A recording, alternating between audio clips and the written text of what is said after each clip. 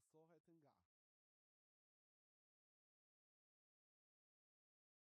dhe është pjesë e fushatës për zgjedhjet lokale në Maqedoni. Shëndetje Gjim. Përshëndetje. Si e? A e mirë? Faleminderit. Ju si jeni? Po mirë që A lodhe dolëm. jo? Po vallai lodhja, zgjedhjet janë lodhje edhe për ju edhe për ne.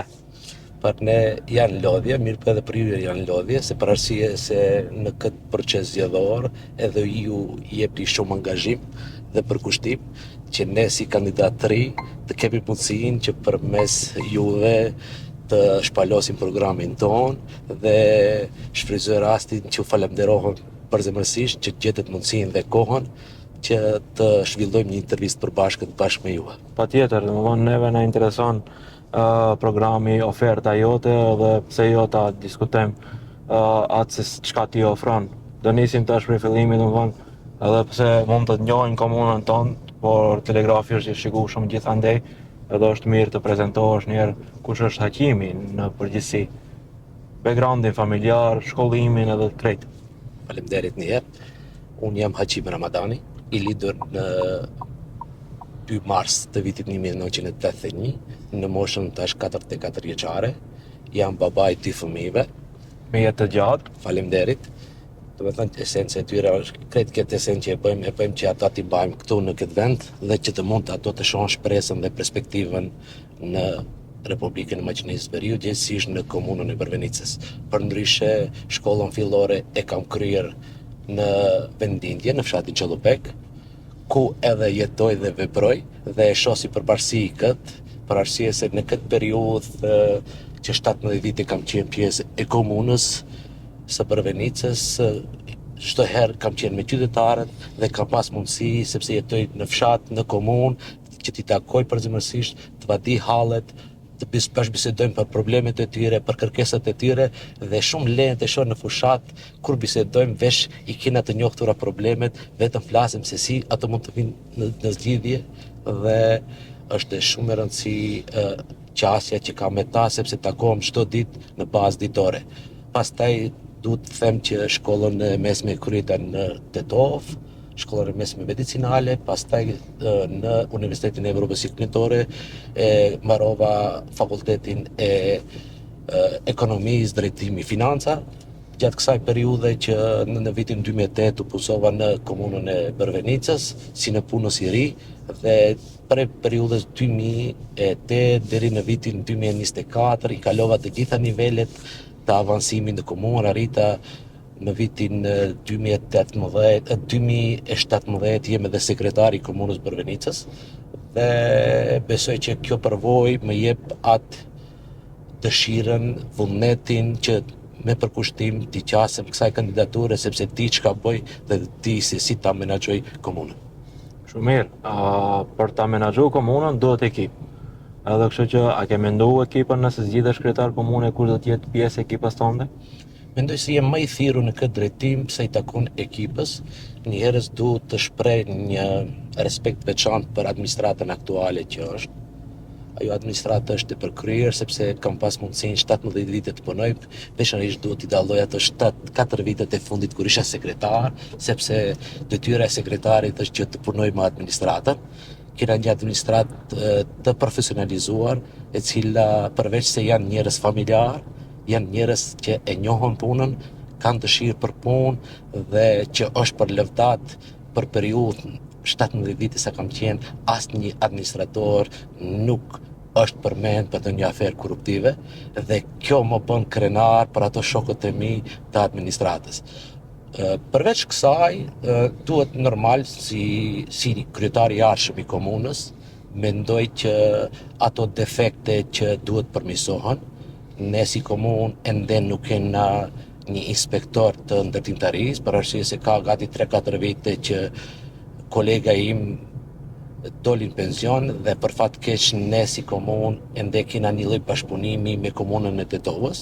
Mirëpo kur është bashkëpunimi ajo është vetëm për raste emergjente. Ne kemi nevojë për një inspektor i cili do të jetë 8 orë në punë, 5 ditë në javët që t'i qasemi punëve dhe detyrave që i ka administrata. pastaj kemi mungesën edhe në seksionin për furnizime publike, ku kam qenë unë, sepse harova ta ceki se pas zgjedhjeve parlamentare, unë u emrova drejtori i Inspektoratit Shtetëror për Veçeverisje Lokale. Okej.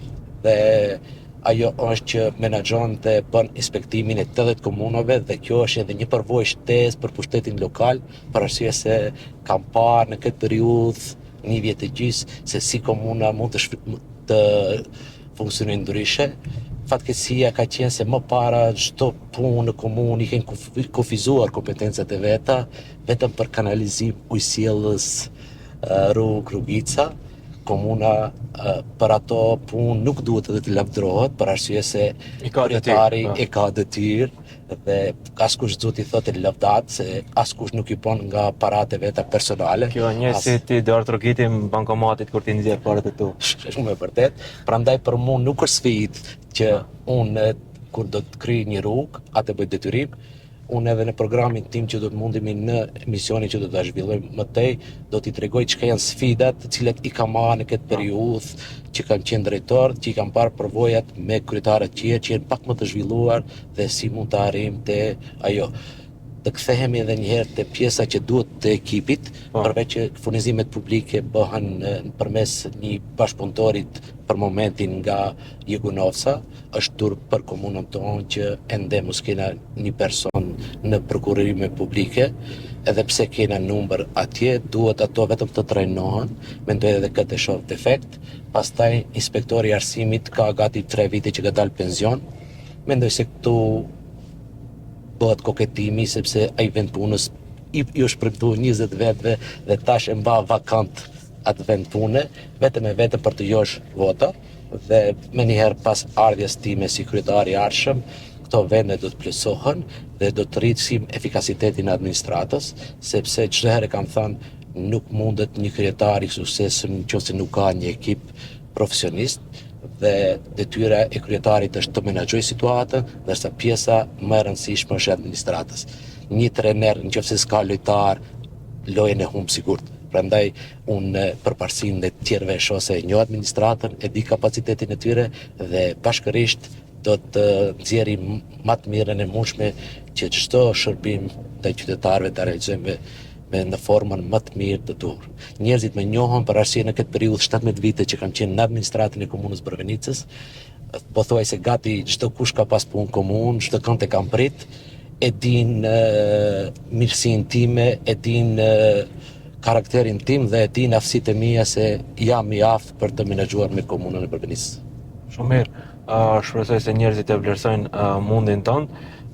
Thjesht tregon për menaxhimin e infrastrukturor, domethënë këtu hyn uji, kanalizimi edhe rrugët. Cili është plani jot?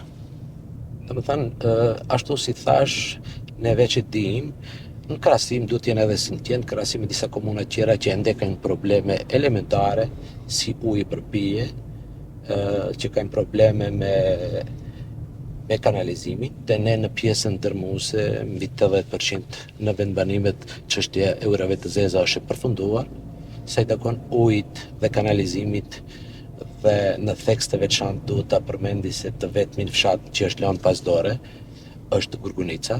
Okej. Nga Kredia Hungareze tash që u ndajtën 2.8 milion për komunën e Brëvenicës, pa përmend edhe të hyrat tjera që diku të llogariten deri në 10 milion për këtë mandat 4 vjeçar.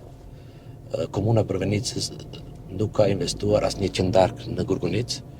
Unë bëna një gest vetëm të thjesht që edhe tabel nuk ishin venduar për të kthyer në fshatin Gurgunicë, sikur mes më qenë pjesë e komunës Brëvenicës dhe zotohem jam zatuar para një takimi që kam pas me shoqatën e Gurgunicës, që punën e parë që do ta bëj është të aplikojmë më njëherës për ndërtimin e rrugës në fshatin Gurgunicë, e cila përveç që do të mundsoj qarkullim të lirshëm të atyre qytetarëve të cilët e duan vendin e vet dhe të cilët nuk kursejnë asgjë, se e dim se në Gurgunicë të ndërtohet një shtëpi, koston e ka 2 fish më të lartë për arsye të lartësisë, për arsye të shumë mirë, po ata janë i tharë dhe e duan fshatin dhe ne ato njerëz duhet i trajtojmë në mënyrë të veçantë. Prandaj nga ky bashkëbisedim dua që t'u premtoj qytetarëve të Gurgunicës, banorëve të Gurgunicës se zotohom se qatë rrugë të rregullojmë, për arsye se Zoti na ka falë një bukuri aq të mirë me një liçen kozjak që dikush mund ta ndrojë, ne kemi pjesë të komunës, përmes asaj rrugë ne jepet mundësia që të shtohen vizita dhe të krijojmë një vikend shtëpiz atje për turizëm malor dhe pse atë pasuri, pse mos me shfrytzu që ndikon impakt edhe për rritjen e buxhetit të komunës edhe mundësive për komunën tonë. Mendoj se impakti kryesor duhet në retrospektiv, ashtu si flas për Gurgunicën, me qenë se kishe për projekte, duhet të zbresë të poshtë. Do me thënë Gurgunicën i tam prioritet të asaj dhe të kese një stadium multifunksional që edhe ata fëmijët e asaj shkolle të kenë mundësi të zhvillojnë edukatën fizike ashtu si i kanë fshatra tjerë, pa patur asgjë kundër askujt. Unë duhet të bëj një krahasim kur fshati Stençe është një fshat gati i boshatisur, mirë po ka stadium me gjitha kushtet. Ne jemi për gjithë qytetarët dhe do të punojmë për gjithë qytetarët, se nga dita e mbarimit të zgjedhjeve ne përfaqësojmë gjithë qytetarëve pa marrë parasysh bindjeve të tyre politike, pa marrë bindjeve fetare apo kombëtare, mirë po zhvillimi i barabartë është prioritet dhe ajo duhet të jetë si qasje dhe t'i lam ato diskriminimet e viteve 90, sepse pretendojmë se të jena pjesë e Bashkimit Evropian dhe duhet të zhvillohet në mënyrë të barabartë. Përveç stadiumit zpresëm në fshatin Tenov. Fshati Tenov, do me thënë, është një fshat i bukur, një fshat i mirë, kryesisht ka margat nga Kroacia, mirë po një pjesë të bukur të mirë i ka realizuar me vetë financim, para si jenë gjendje financiare, mirë po hupet kuptimi i komunës. Tek e fundit mund ato të kenë fshatra privat, ato mund të kenë për vete, mirë po ku është esenca atëre komunës në qoftë se ne nuk u asigurojmë ato punë elementare si janë rrugica, infrastrukturë shkollore dhe këtu vlen të theksohet se unë kam premtuar dhe kam pikën e parë të programit që ditën e parë do të shfuqizoj bashkë me Këshillin Komunal taksën për 300 euro. Sepse fjala komunali, një qytetar, një banor që paguon komunali, në ato komunalie bëjmë pjesë ndriçimi publik, rruga, kanalizimi, ujësillësi. Dhe në këtë periudhë e kam parë se kjo është një lloj plaçkitje e dyfisht. Ato persona me dokumenta, ato persona të cilët paguajnë, pse të paguajnë dy herë? Ka persona të cilët nuk e kanë boat, i kanë tegër, për ato ka një qasje tjetër. Flas për këta që i plotësojnë dokumentat dhe ato duhet të trajtohen.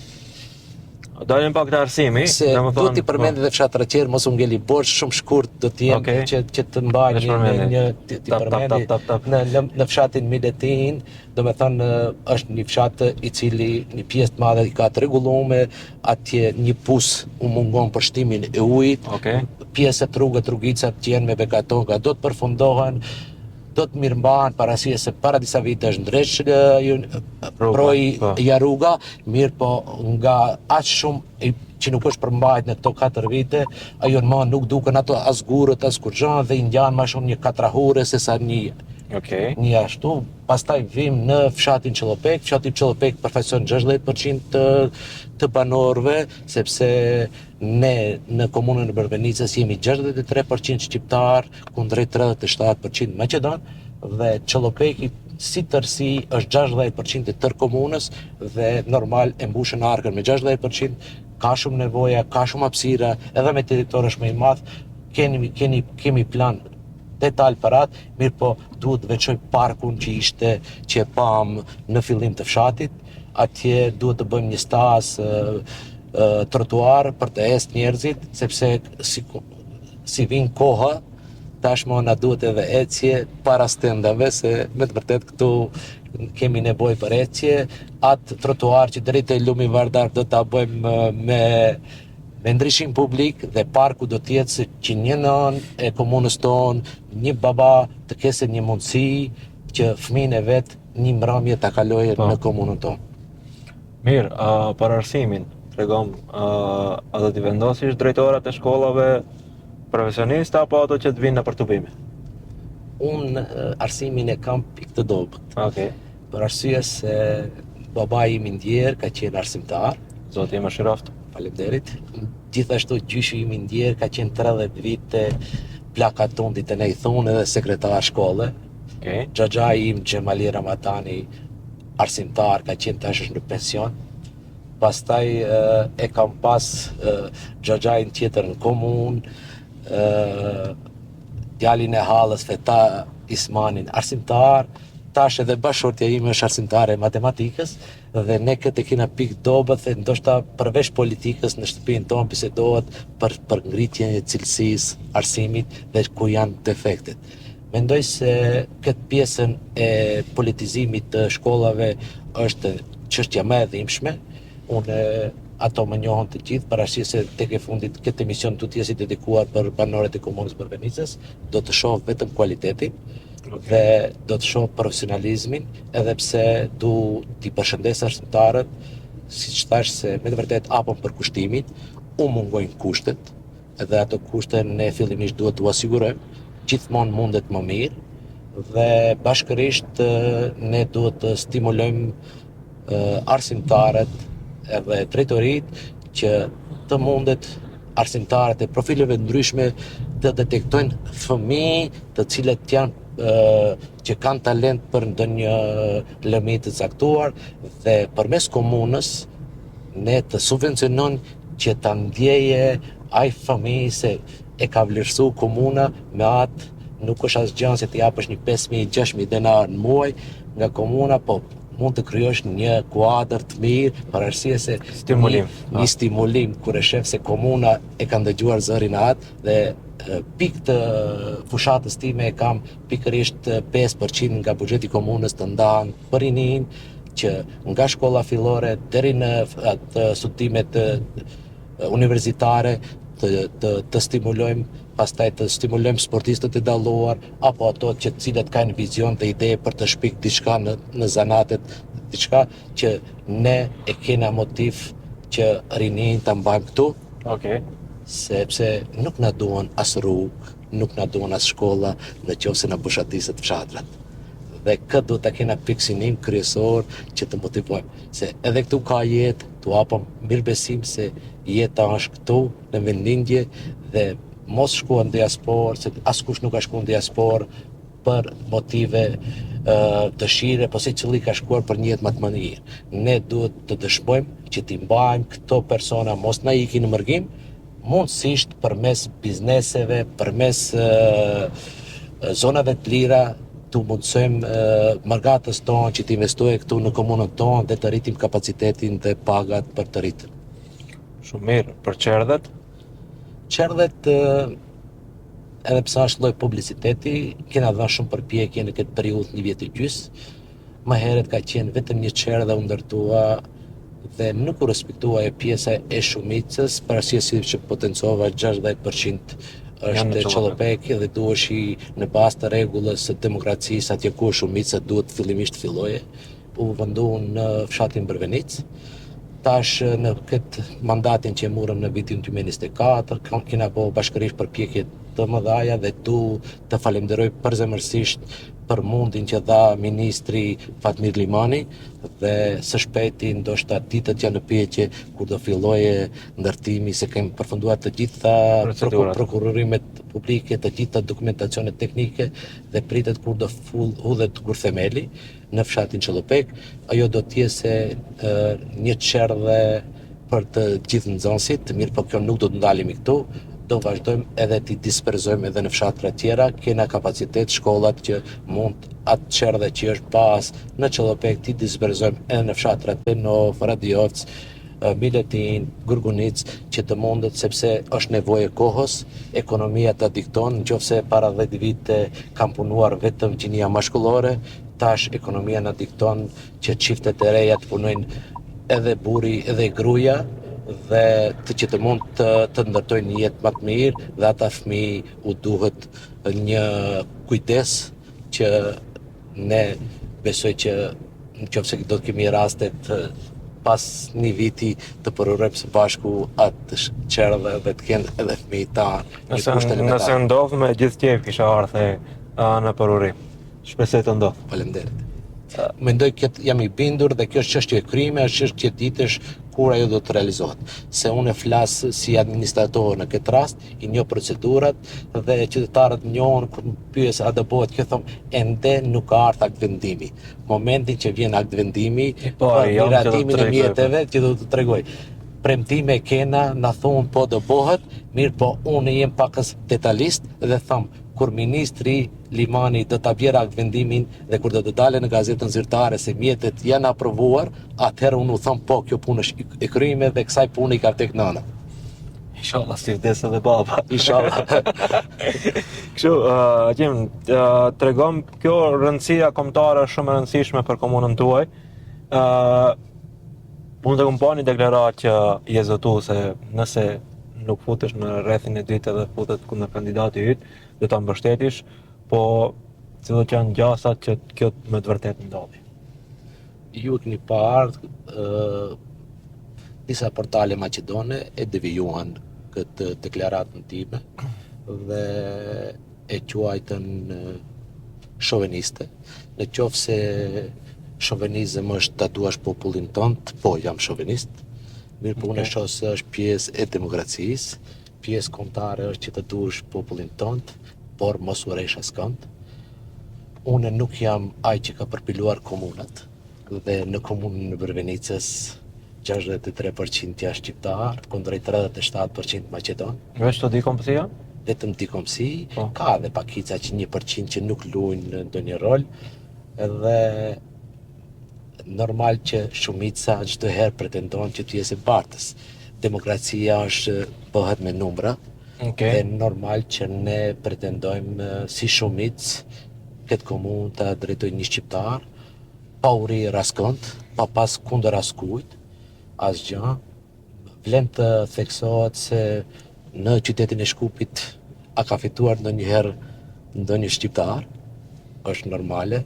Në Jegunovc ku është e kundërta e kësaj që është në Brvenic, atje është dikon 60% ose 65%, mos më kapi për fjalë se nuk i di detajet, Maqedon kundrejt 35%, bile dhe koalicioni vlen, atje nuk kanë nxjerr kandidat dhe për krah normal ato që janë shumicë që në rastin konkret partnerin e koalicionit. Mendoj se kjo është një demokraci reale. Mirë po, normal, unë e di se në fushat disa portale tentojnë të ngrejnë tensione. Ata që më njohon mirë se unë 17 vite kam kaluar komunën Brvenicës, kam shumë shok miq edhe të komunitetit maqedon, bashkëbisedoj me të gjithë, flas, e ka nxjerr për kontekst, prej konteksti, për motive normal të klikimeve apo kanë do gara për komunat që të mundet të kryejnë ato fërkimet e tyre. Mirë po, unë garoj në komunën e Brvenicës dhe shumë pak më intereson çka mendojnë